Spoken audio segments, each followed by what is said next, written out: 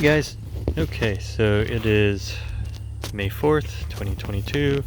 This is one of my raised beds, and the only thing I put in this bed was that I had some potatoes I bought from the store that we didn't use soon enough, and they started to go green and sprout some eyes.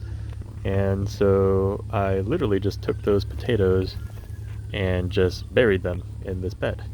And that was, I don't know, 3 months ago, maybe. And then I forgot about it because nothing happened for a long time.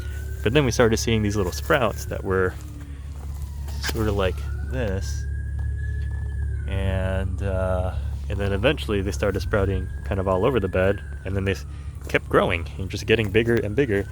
So now we've got these giant, not giant, but relatively big potato greens that are coming up, and I'm just letting it ride and seeing what happens. They keep falling over, and I'm having to think that that's just because we've been having some really strong winds here in DFW, like 30-mile-per-hour winds pretty regularly, and storms, because it's that time of year. But they still keep growing.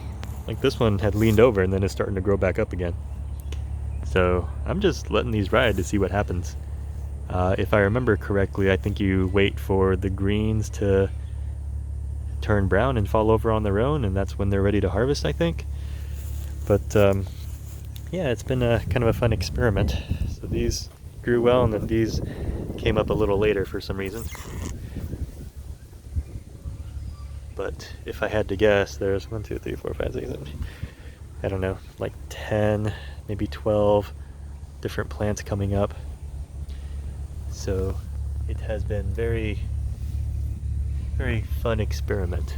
Super low maintenance. Never expected it to actually work, but here it is.